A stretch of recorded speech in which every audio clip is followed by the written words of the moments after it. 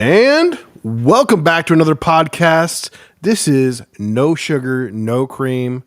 And we are back live. We're in the same we're in the same place at the same time. And we're live, yes, on Facebook right now.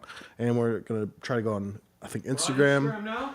And probably the well-known Tickety Talk also, and YouTube. So, guys, it's been a little while. I've been traveling. Tim joined me as we travel. Hopefully, you guys saw those podcasts.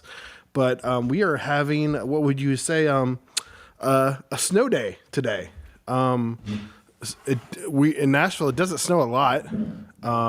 So if it does snow, the town's basically closed down. Yes. And Tim was out and about today, and the roads weren't too bad. He's used to that. He's used to that too, being from South Dakota. But I feel like I mentioned that I mentioned that to somebody the other day, that you quickly adapted to the warmer weather, and you don't even like the cold weather anymore. I don't like it. Well, I never really liked it. Never liked it anyways.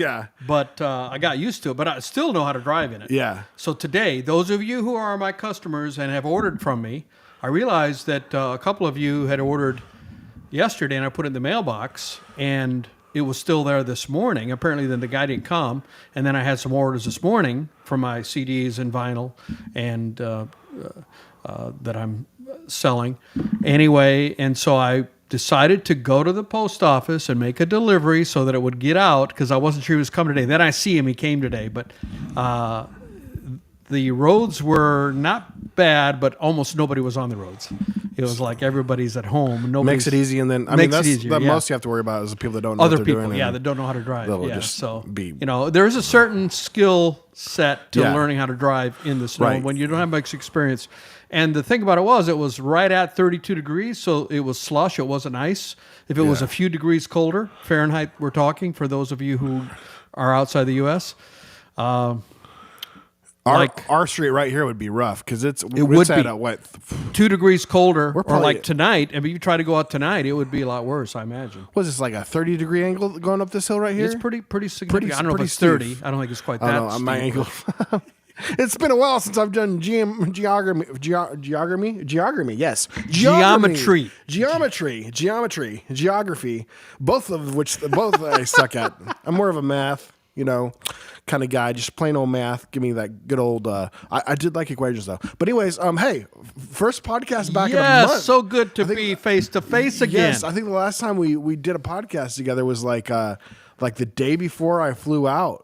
I think together it was here, Tuesday. I think it was December 2nd. And then we did one the 9th. We did one when I was in Miami in a hotel. Right, we did. And you were on the ship, and you had better Wi-Fi than I did, and I was in a hotel.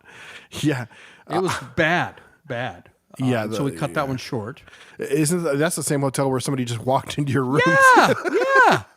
I'm in my room starting to turn on my computer, and somebody uses their key to unlock it and come in. And then I quickly ran to the door, and he's going into his room just one down from me. So like if I was 103, he was in 105, the next odd number down. And I'm like, what is going on here? And I was concerned about this person knows they have access to my room. I don't want to leave anything of value there. And so they gave me a different room. But I mean, it's Holiday Inn Express, which is usually, Holiday Inn, it's a little higher end, you can't get a Holiday Inn for under $100. Holiday Inn Express, that's a higher end of the Holiday Inn chain. And I was surprised that that was something. They apologized, of course, and gave me another room. And but still a little concerning about that. But, technology, I mean, how is it possible that maybe all their keys work for every room? Who knows? And just people always go to their right. Usually there is a master key that does that, right? Oh, sure, yeah. I wonder if they gave that guy a master key. I don't know, by mistake. Yeah, who knows? Are they? I guess they just do the wrong. I mean, there's nothing to them. Just swiping those things. No, not even swiping anymore. Now it's contact. It's proximity. So basically, you don't even just stick it in the. You don't even. Yeah, you hold it up to it. So it's basically like doing a lot like what the tap and pay kind of stuff. Exactly. When you pay with your credit card. Yeah. The same kind of Good emblem. stuff. In fact, it's the same kind of little emblem. Little kind of a triangle with horizontal lines that go up. It's the same kind of little emblem. Awesome. So Yeah, and that, I mean, to modernize a hotel, I mean, we stayed at a hotel in Arkansas, Hot Springs, beautiful old hotel. Do you remember what the name of that was? Oh my gosh, I know. I wish we would have been there on the weekend. They had live music and everything. Oh, it's yeah, beautiful, it's the main grand spot. hotel. I will look that up real quick. Beautiful, and I did a bunch of content there. When we celebrated your mom's birthday, and they still use actual physical keys to get into the room. Yeah, Physical metal key. I Which is ended up sneaking into the pool late night because it's just a door and everything, and I went there really late, and I just made sure I didn't stay in there too long because they got cameras everywhere. But I went and enjoyed the hot tub for like 15 minutes. But they have a really nice big hot tub, and then like one or two pools up there. But yeah, that place is really old. It's got to be 100+ years old, and that's one of the original like. I did a bunch of hotels. content in the lobby area because it's beautiful. Oh my gosh, ornate yeah. Lobby. Anyway, so the technology, because you go from keys, and then the big thing was the slot or the key that would go in the slot, and that's old. I remember I was checking into a hotel, and it was a kind of an upscale hotel, and they were saying we apologize, we still use the old technology where you put it in the slot, and we're modernizing floor by floor to the new one where it's contact. So from a hotel standpoint, the slot where you put it in the slot is outdated already. So, but the one in Hot Springs, they're embracing their old way of doing it. Here's a physical key, physical metal key that you turn in, and you turn it just like your front door when you come home. Or I was trying looking for the name of the hotel. Yeah, I was trying to look it up real quick. It's oh my gosh, it's on the tip of my tongue. Oh yeah, there it is. Arlington Resort Hotel and Spa. What was the first word? Arlington Resort Hotel and Spa. Yeah, So, Hot Springs. And when I learned that there's some big horse racing there.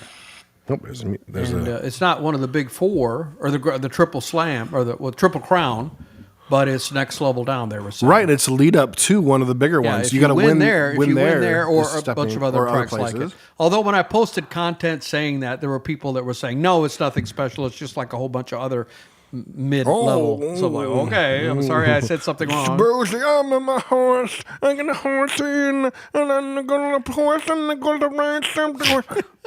What just happened? Oh no, someone took over my body. Sorry, I apologize. Sorry. So Brucey people. So Yes. Seth, so your travels, you left on December 2nd, and you finally got back just a few days ago. Oh, Yes. this week. This week, Tuesday. Tuesday, Which would have been about the 6th. Is that right? No, 7th. Today is the 10th. Yeah, came back on the 7th. So you were gone for December. So you were gone for a month and 5 days. Speaking of bougie, on the flight home, I got to sit first class. First class, Yes, I say. I just watched as the peasants passed me. I was like, "Oh, disgusting! Don't get your smell on me." I say. I Good sir, do you say. First class. So The most non-bougiest. I didn't even have like a TV. It was like, I mean, I was just like it was going from Nashville to from Miami to Nashville, and there's not a lot of those flights, so it's a smaller plane. I had the flight from hell. I got off. Yes. Glad you escaped it, good sir. Yes. So I wanted to. I had my flight arranged, and if I ever do this again, getting off a ship, I got off the ship before. Actually, I signed up for that. I would carry my own bag, and then you can get off earlier. And I selected the earliest time, which was 8:30. But I got down there, and I saw people were already getting off at 7, like a little after 7. Even though it's officially 8:30, so they had the gangplanks and everything. Diamonds and platinums get off first. Well, I'm not diamond or platinum, but people are getting off, and I said I'm going to try it, and they let me get off. So I'm on terra firma, 7:30 a.m. And I get a taxi. I didn't even get an Uber. I just grabbed a taxi and went to the airport. And I thought I'm going to catch an earlier flight because I booked a 5 p.m. flight. I didn't know how long it was going to take me. If I ever do it again, I'm going to book like a noonish flight. So I went there and they said no. we're all filled up. In fact, we even canceled a flight because they had a lot of bad weather. They had a lot of rain. They had a lot that's of kind rain of a there. smart thing to do 5 p.m. You because think? sometimes you get delayed. We've come back late. I remember starting a ship, not being able to board until 4 o'clock because the ship was late coming in. Oh, really? Mm-hmm. Okay, so 5 is a safe one. I would say that's very safe. Well, I was ready to get home. Yeah. So anyway, I'm at the airport and no flights. Couldn't get another flight, so I'll just hang out. 5 o'clock flight, but my flight did not leave till I think 10:30, and it kept pushing it back, and they kept changing the gate. You know, when they start changing the gate, you know you're in trouble. And If it was they a direct change- flight? It was a direct flight, and so we board the flight, and we sat on the tarmac at the gate for over 2 hours, 2.5 hours. We boarded the flight around 7:30, maybe. I don't remember the exact time. We were probably on the tarmac for almost 3 hours, and we boarded the flight. And then they said, "We're waiting for our pilots. They're coming internationally from somewhere else. They've got to go through customs, and they have to get here. And we're waiting for them. And we're waiting and waiting and waiting. We're sitting there. It was a full flight. So the seat was full next to me. It was I had a window seat, thank God. I prefer the window seat. And then they said, well, the crew is timing out, because you can only have so many hours live, and we're timing out. So the pilots are coming, but our crew is timing out. But good news, we have another crew who we're finding a replacement. So we had to get the new crew come in, and they had to come in, and everybody's getting a little agitated. But wheels were finally up at 10:30, which was 5 hours more than it was supposed to be a 5:20 flight. It was 5 hours and 10 minutes later than the original scheduled. I was just so happy to get home. Yeah. Just so happy to be home. And I couldn't use an Uber because I found out why, by the way. This is admitting a major error for me. You're supposed to shut off your airplane, turn it on airplane mode, and I guess I forgot to do that when we got on the ship. And so you could turn off the airplane mode and make it regular because you don't have a plan. $12 a day on AT&T, you can have international plan. Mm-hmm. But when you're in the middle of the ocean, that's when the costs start to rack up. And AT&T, you didn't have your phone on airplane mode? I forgot to turn it off apparently. So they were charging you like crazy, and then what they did is what cruise were you on, and they said, and they've done this to me one other time when I made the same mistake. Deal for like $150 or something. No, $60. Oh wow, that's crazy. $60. We're going to retroactively give you the Carnival Cruise one, and that covers all that cost, and all those charges will only be whittled down to $60. I mean, $60. That's amazing because it happened to me one time. I think I had to pay between $200 and $400, and there was nothing they could do about it. So there's something here, and I called and. So I mean, I admit, I know better than that. I've been on the cruise ship, but I was in Cuba before, and of course I didn't have it on air because you don't have to. Well, the only thing I could get on Cuba was Wi-Fi anyway. So why did that stop you from getting an Uber? They had shut off your phone or something? They'd shut off my phone. Oh. I thought there was something wrong with my phone. Remember when we were in Bonaire, or was it Aruba? And I used your what's it called, the hotspot? Hotspot. You let me use your hotspot because by that time they'd already shut it off. Ah. I couldn't do anything. So just interesting stuff. So you had to grab a taxi? So I grabbed a taxi. How much did they charge you for a taxi? Like 20. I think the same as an Uber, $25-$30 maybe. Yeah, it's not bad at all. Yeah, I see a lot. Sometimes you can get screwed over with that, but sometimes it wasn't. I mean, it was about an Uber price, I think, to get to the airport. And so what was your travels for the month? What all did you do? So the funny part is, like, I mean, we talked about this, but I wouldn't because we first started doing the travel podcast when I first went on that cruise back in September. Flew out like on September 2nd. I was going for a cruise. I was gone and did 2 cruises, a 15-day and a 16-day. And that's when we first did those. And so the funny part is I left my brother on that cruise, and he kept going, and he was wanting him to join. I ended up joining him on another cruise. So it was funny when I was checking in December 5th to get onto what the ship that Daniel was already on. I was telling the guy, I was like, I left my brother on the ship, and now I'm going to see my brother on the ship. The only way I could see my brother is on a cruise ship. So he was on a cruise ship from like the beginning of September until when you guys got off until January 7th. That's when we flew back. It was the 3rd, I think. So he was on a cruise ship for September, other than like October, skipping November, a couple December, days. 4 months. Yeah, other than skipping a couple days, like from flying to Miami, and also there was a before there might have just been just 1 or 2 days, I think, that he missed. And that's not the only cruising he did. So was he on a cruise half of the time in 2024? We calculated it was over 50% of the year. Over 50% of the year. Yeah, a little over 50% of the year. We calculated it out because we did celebrity this last year. Carnival, please don't tell Carnival. Nobody tell Carnival. Yeah, sacrilege. Because he knows the captains and stuff. He knows my gosh, he knows. Because he's been on there. He knows so many people. I mean, Carnival Triumph is his. Triumph.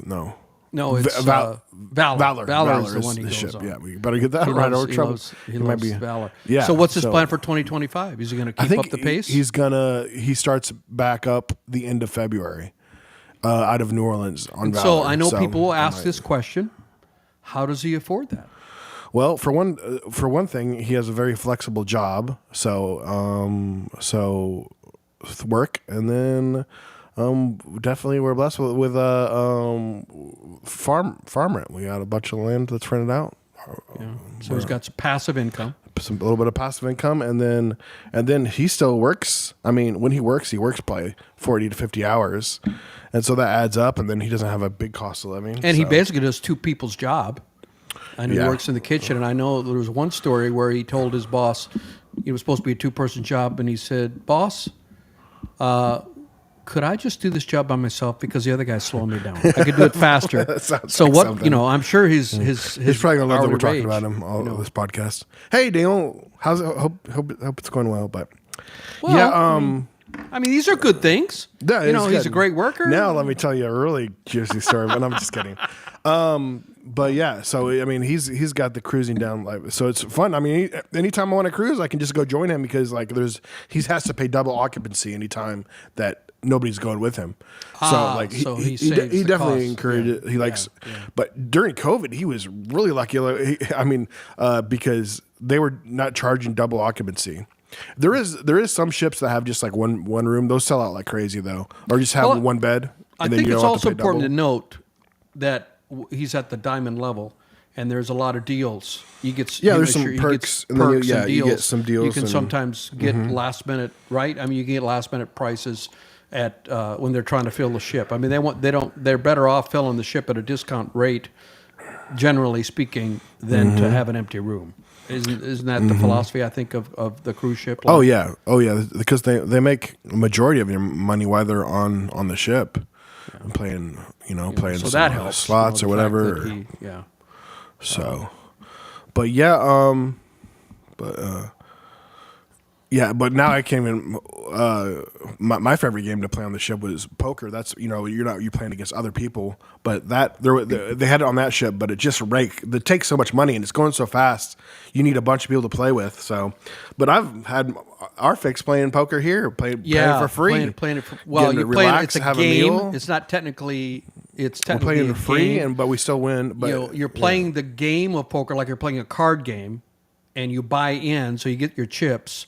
But there's no buy-in. The money, you get extra chips if you want. Or you buy extra chips. You can do extra chips. But if the money in the middle of the pile could be $5,000, but that's not actual $5,000. It's just a tournament. It's just a tournament. Yeah, kind of you thing. win anywhere from. It's a great way to get your chops up. I mean, because I've definitely gotten a little better. Feel like I've gotten better with it. People are coming and they're playing to win. I've probably played 15 or so times, and I've won or got second place.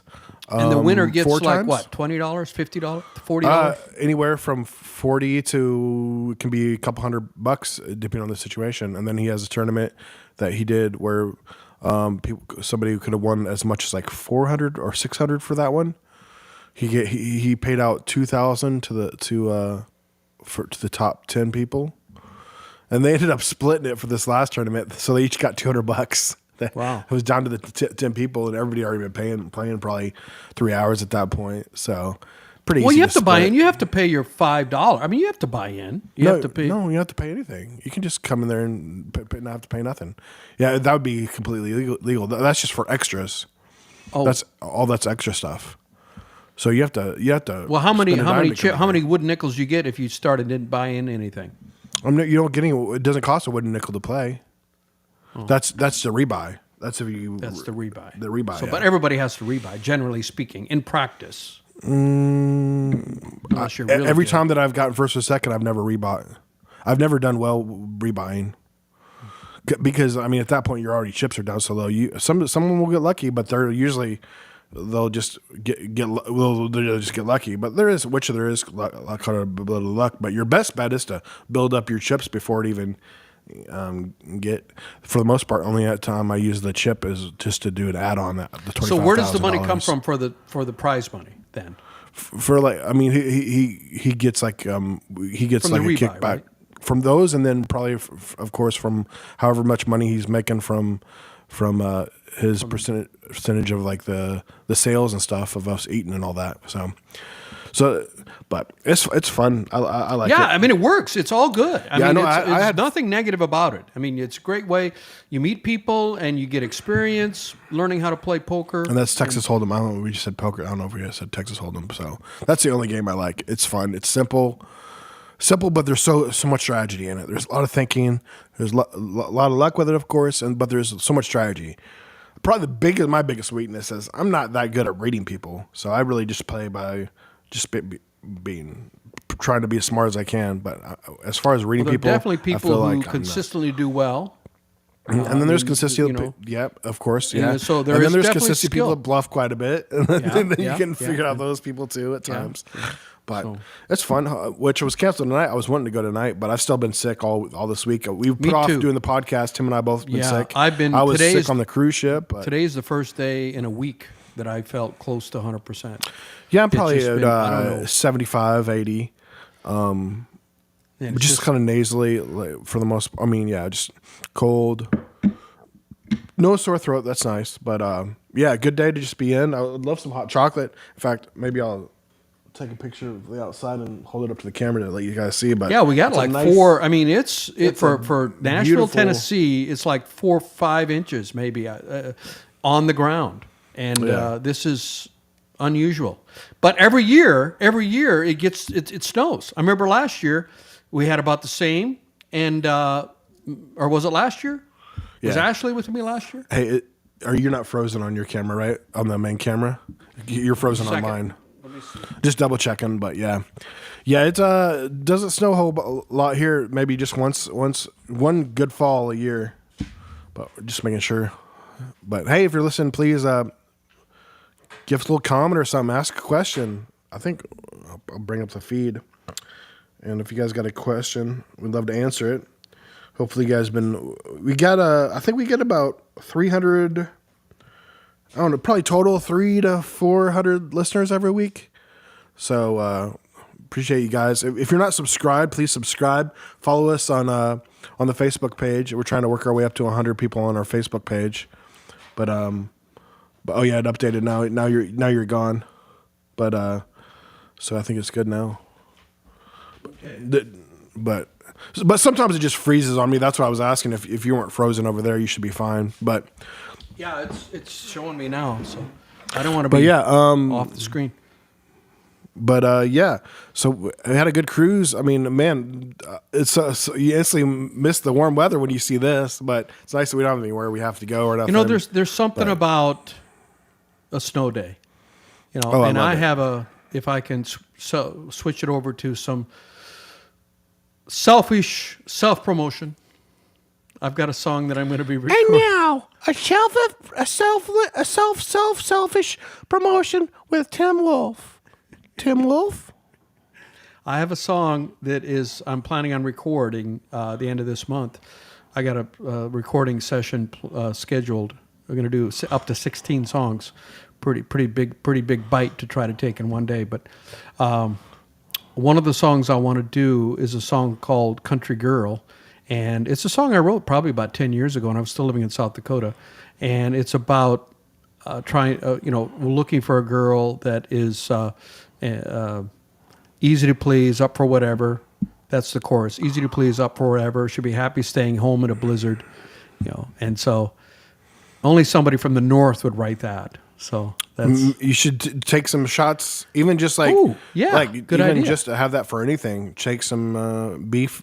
Was it beef footage or what do you call it? Just yeah. Just they could always incorporate B-roll. B-roll. I think they take call some it, yeah. B-roll. In fact, I was even gonna go live maybe on my Facebook or on my YouTube, just for the fun of it, and do like a live shot of the snow coming down for a while. Well, then the tree on snow backyard. stopped coming down now. It did probably. So I missed out on that. Yeah. So, but Is it gonna- looks I don't know if beautiful. it's gonna snow there's tomorrow or got one tree in the backyard that not very big, but looks like it's maybe dying, but it looks perfectly covered in snow, and it looks amazing with the snow on it. Probably as ugly as can be as far as a tree because did it even have leaves on it? Well, there last was year? this. When I got this house, they were both new, and this house I bought 7 years ago, and they'd planted them, and the one there was in the front, and I cut it down because it died. Mm-hmm. But I didn't cut the one in the back down because it was still had green. But I didn't pay attention this past year if it was still having green on it. Maybe it needed extra watering or something. I must have, if to die like that, or maybe maybe I don't it's know. not It's built for this hard. kind of environment. I don't know how to make trees catch or don't catch. I mean, I guess an arborist would know what makes a tree succeed or not succeed when you plant it. But Well, maybe this could be a little segment. Speaking of something, growing something, I every once in a while I'll buy something on TikTok, and when it comes in, I'll show it on TikTok hopefully I'll remember. But they got the simplest, cheap things. I think I think by adding an item that got it to where it was free, and so basically I got 2 items, and I think my total was less than $12 or $13, and I got a little boat thing where the water moves in it, and there's like a ship inside of it, and then but the main thing I was getting was some seeds, and all you have to do is put it into. There's nothing to it. You just put it, and it doesn't really need a lot of sunlight or whatever they were saying, but you just put these seeds into like a vase or whatever, and just nothing, but it's just full of water, and it grows in the water. You have to put dirt. What are you growing? Like flowers or whatever. There's a number of things that grow out of it. Wow. So who knows what will grow out of it? I mean, again on TikTok, so who knows what's going to grow? But the crazy part is I haven't. I've gotten everything delivered with TikTok. I feel like maybe if you click on anything that takes you off the website, you're good. But I buy everything through TikTok, and hadn't had any issues with other than getting something that was broke after a couple weeks. But well, I think it's downstairs. I had one thing that I bought, and I don't remember TikTok or Instagram. But I'm a big Stevie Ray Vaughan fan. His hat. He had a flat-brimmed hat that was kind of famous. It had a certain kind of silverish band around it, and I wanted a Stevie Ray Vaughan hat. And I saw one for sale. It was like $50, and it ended up being a complete scam. And I missed the email from PayPal, I think, saying that you have to report this, and I ended up. My own fault. I didn't pay enough attention, and they had they were just not sending anything, and I've looked at. I bought I was going to get a T-shirt that had Santa Claus playing a Les Paul, and I was going to buy it. I think it was on either TikTok or Instagram. I'm not sure. And I looked at the reviews, and they said very poor reviews. You'll order it and not get it. So I didn't. I just. Had my artist generate something similar, and we did it ourselves. There you go. I wore it on the cruise ship, and I also got one for my buddy Jimmy. It's not the exact same, but it's very similar design. Anyway, so I'm very leery, and there was a leather maker, and I can't remember his name. you talking about the Santa making playing guitar? Is that the shirt? That's the one, yeah. It's a great shirt. It's a great shirt. And I ordered a leather, because I love leather goods, leather briefcase, and I ordered a leather backpack. And it looks kind of like a briefcase. But Is that your new bag down there? Yeah. I was going to tell you that looks so sharp. Yeah. That looks and nice. I was afraid, I ordered it just before I left, and I was afraid that when I was on the cruise, that I'm like, that's never going to come. and I was thinking about when I got back, I was gonna have to report my credit card and try to get the money back. And sure enough, when I got back, the day after I came back, it showed up on my front door, and so I was so happy. That I was afraid it was a scam, but you never know. I mean, you never know. And people who buy my CDs, say they've been scammed and they think that this is a scam, but it's not. I mean, I do send the CDs out, and if they're not happy, I give money back. That's part of running a business. You have to have satisfied customers. So, it's fraught with peril, but you have to use judgment as best you can. And you said you've never had a problem. So I only had that one problem. No, other than maybe something that didn't work very well afterwards. The one that seems to be the worst is Instagram. I've never bought anything but I just look at all their stuff. All their ads look so fake, and you click on them and they look this generic website. So you've said that before. So maybe I bought all my stuff or the Stevie Ray Vaughan hat was Instagram. I don't remember exactly where. Well, the coolest part too about TikTok is that you're supporting the people that you buy from too, and they're showing the item to you, and they're showing you they're right in front of you, showing you them use it. So that's the cool part. For the most part. Oh, yeah, the influencers, yeah. And you click through there, and that supports them. Oh, I bought stuff I bought stuff in TikTok, like a wine opener where the guy pumped it up and it's air that pops out the very, very great British accent guy. And Ashley and I got one of each, and you pump it up, it goes inside the bottle, and then you pump the air, and the pressure pops the cork out. Oh, wow. I don't think I've ever seen one like that. Well, it's down in the drawer. Ashley got one and I got one. And what else? And that worked. I got that. And then Temu, I ordered a guitar part, and people have ordered Temu stuff, and that's pretty reliable. I've done some Temu stuff. You can get all kinds of Temu stuff. Yeah. I mean, just about anything but it's usually... Sizes are the worst part with Temu. I feel like sizes can be a pain. But they're legit. I mean... That's me, because I'm a big boy. I'm a little bit of a large teddy bear. I'm a little gushy in places. Yeah. Just a little gushy. Lots of love. Lots to love. Yeah. So I do want to make sure that I mention I had a song come out today.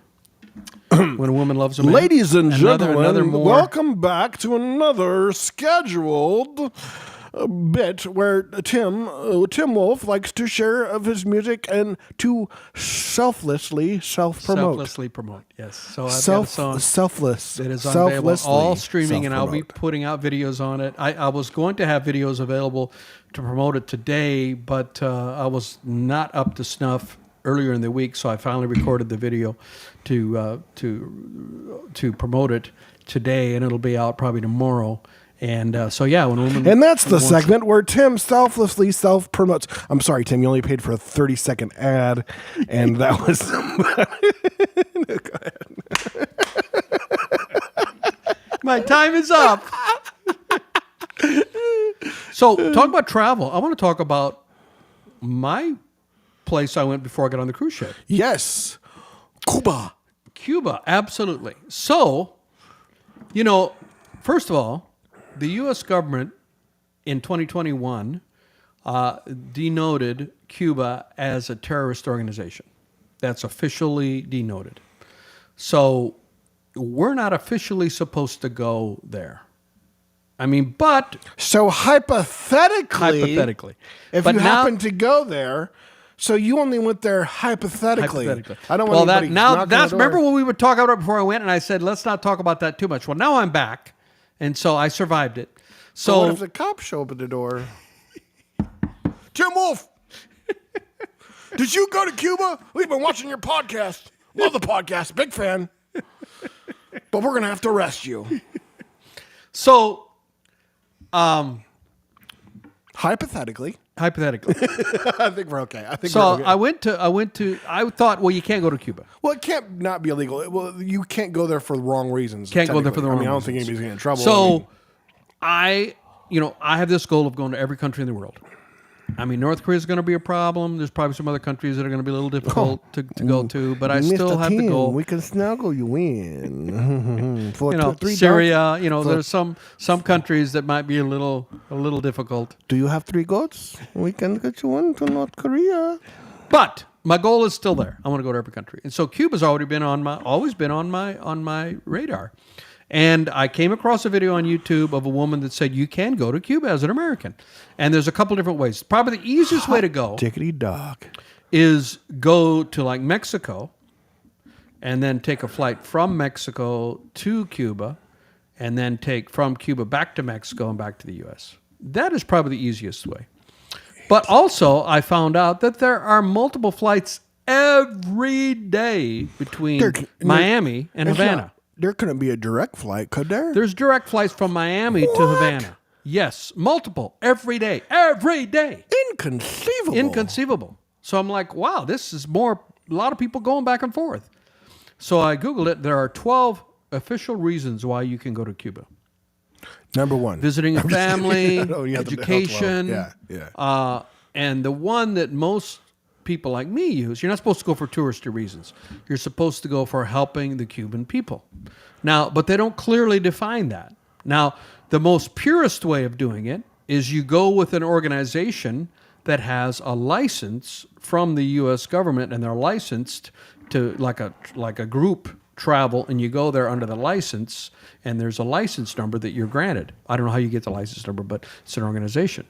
And but as I Googled this and read about this, there are people who just go individually, and they say they're going to help. But you can't, some things, and big no-nos, don't stay in any big hotels because they're all owned by the Cuban government. Airbnb is better, and don't eat in restaurants that are owned by the Cuban government. Like Burger King? Well, I don't know. I didn't see any Burger Kings.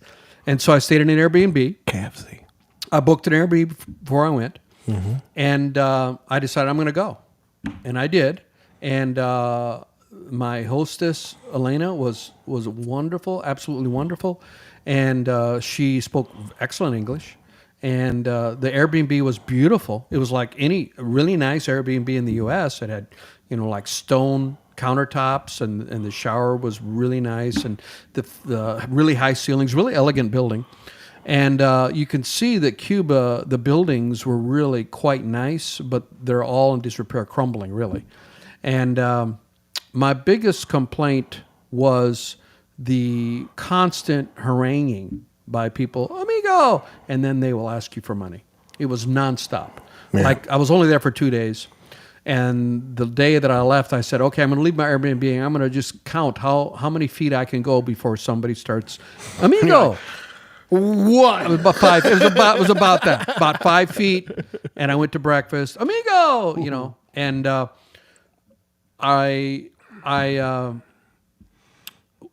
the first day I got there, the young man, probably 13, 14 years old, young teenager, came up to me, amigo, or no, he spoke English. And he said, where are you from? And I'm like, oh, this is a friendly guy.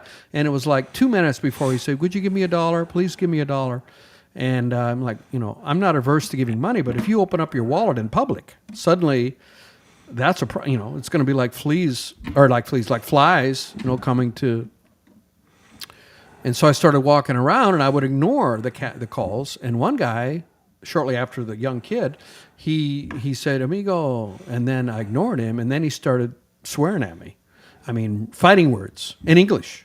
He was saying, you dirty American. No, yeah, horrible. And I'm like, man, I do not feel completely. It was daytime. Horrible person. I do not feel completely safe at this moment. This guy is, shouting invectives at me as I'm walking around. But really, it's pretty safe, I would say. I did book. They do have the classic cars there, and I did book a 2-hour tour around Havana, and that was awesome. It was a 1959 Chevy convertible, completely restored. And my driver was Ernest. He was a cool dude, and spoke excellent English, and told me a lot about the history of Havana area. And that was definitely worthwhile. And so it's beautiful. The coastal line is beautiful, and I was able to hear some music. I recorded some of it, and they were playing, the Cuban music, just top quality.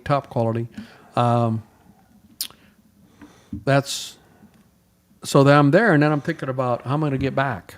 And then I started worrying about what's going to happen because I read online people talking about when they came back, and about half of them said they were asked for, okay, why did you go?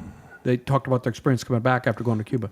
Why did you go to help the Cuban people? Under what license did you go? About half of them were asked that. I didn't go under any organization that had a license. And one woman posted that she had come back. She had come back from Houston, landed in Houston, and the immigrations person, she's an American citizen, had asked her, what did you go for to help the Cuban people? What's license do you have? She said, I don't have a license. And they took her in a room and interrogated her for about a half an hour. And she said it was they did let her in eventually, but they said that it was very fearful for her. She was scared. So I bought a bottle, about that tall, big water bottle, like 2-liter water bottle. I was prepared in case I got in a room and they were going to interrogate me. They do not provide snacks. I was gonna be able to hydrate myself. And then if worst case scenario, you pee into it. But, prepared. So I'm, worried. And I go up to the guy, and it's a brand new passport. I just gotten it. And he's a nice guy, 30-something. And he says, I show him my passport. And he said, where'd you come from? I said, Havana. He said, Cuba? And I said, yeah. And he said, what was the reason you went? And I took a deep breath. To help the American people. I don't think it was quite that bad, but it probably was a little bit of the Cuban people. Help the Cuban people. Did I say help the American people? Did I say American? Help the Cuban people. See, I'm already nervous. More nervous. You're back in America. I'm back in America. Tim, you're okay. You're back. You're back. You made it back. to help the Cuban people. And he says, do you have anything to declare? No. Did you buy any rum or tobacco? No. And then he looks at my passport and he says, you might want to sign your passport, because I hadn't even signed it. Don't forget to sign your passport.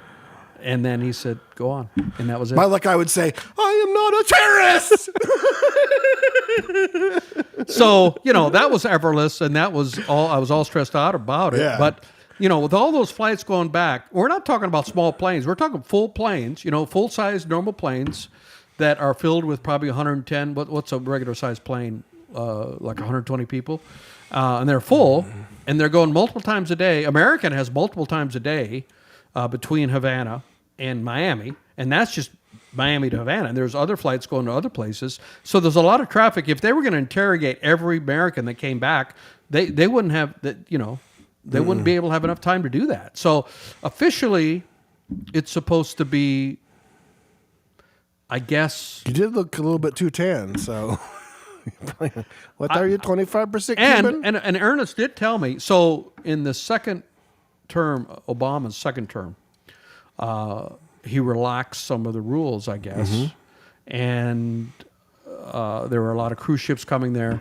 Yeah. And Ernest told me those 3 years, apparently it was maybe a year into his, Ernest said those are the best years they've had in his lifetime. And Ernest is like in his early 40s. Which we talked about. It was like, if you just experience that as a government, as a people, once you want to do whatever it takes to get to that level 2 where you finally have success, you could be a tourist country. I mean, people would love. I mean, goodness, it could have lots of cruises coming there and people coming to visit there, resorts and all that.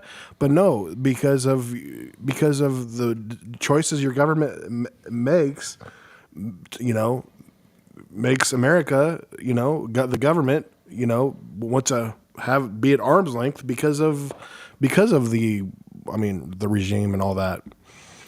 And so I thought, and I'm still got to do a little more research as to which years we're talking about, but I had always heard that it was the Obama years, and I know cruise ships were going there. Mm-hmm. Yeah, but the banker, the manager at the local branch of my bank, she went there on a cruise ship, and she said it was it would have been 2018 or 2019, which was during the Trump term. So during the Trump administration, there were still cruise ships going there. So I'm not 100% sure if it was Obama's second term or Trump's first term, because he's got another one coming up, which was the more relaxed.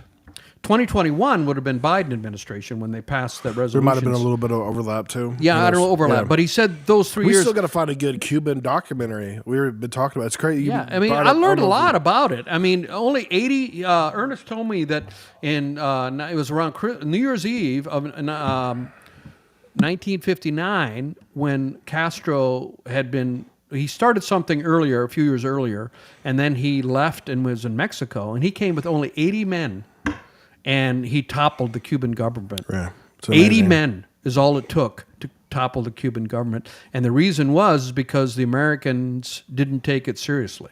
They didn't think it was a threat. And the Cubans themselves must not have taken it very seriously. and so he was able people. to. It's just insane. 80 people. 80 people, yeah. And so, so it's an interesting. He ruled for. So that was 60 till about 2006. So 46 years, and he gave up the reins of that to his brother Raul, and then he died, I think, in the teens. Fidel died.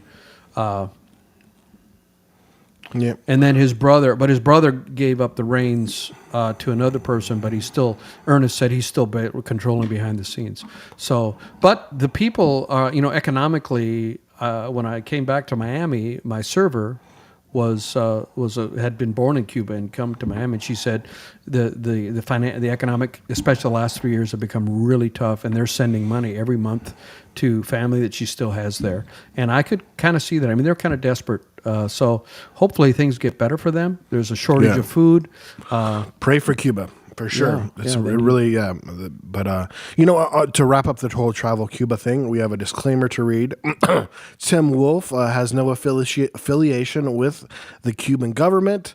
He has no ties to any extremists or any terrorist organizations. He pays all his taxes, if not overpays taxes. I'm pretty sure the government owes him some money right now. No rush on that. You guys know the address. But we love America. God bless America. And God bless USA. There you go. I think that's the end. And yep. That about covers it all. I think we're okay. Thank you for that disclaimer. Yes, I appreciate you. You're welcome. You're welcome. Yeah. We gotta keep everything T's, clean. Eyes. Yeah. Keep our eyes dotted. Keep our T's I's crossed. crosses and our T's dotted. Right? Nope. Well, whatever. You know what I'm saying. I'm not nervous at all. But if they come knocking, we'll be ready for them. We have the hiding place for you, Tim. Tim, he's not here. He's not here. Tim Wolf. No.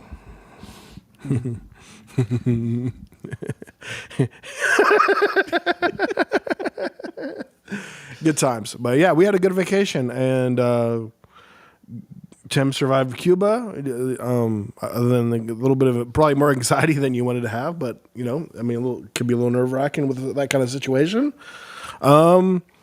Yeah, I remember having some great people. The thing I liked the most was the people I met. For sure. People like Ernest and Elena, my hostess. Really, really great people. Yeah, awesome. Cool. Well, I think that about wraps up the podcast for today, guys. So thank you for watching and listening, and please subscribe. One thing we don't usually plug, but we should probably plug more often, is our personal you can follow me on Instagram, Seth Ohms. Look me up, and then yours is Tim Wolf. The Tim Wolf. And please follow us on Facebook. That's the main place. That's where most of you guys are watching us. We appreciate that. But we're also on Spotify, iTunes, and on YouTube. And hope if you now get a chance to watch us live, play it back, and share it with your friends on Facebook. That's probably the one big way that we're getting out there more and more. And we're going to be back to our regular. Today's Friday, of course, but we're going to be back on our regular schedule, 5:00 Central Time every Tuesday. And we will see you next time. Thanks for watching. Bye. Okay, we're still alive. Bye. That was the Hey, appreciate you. Appreciate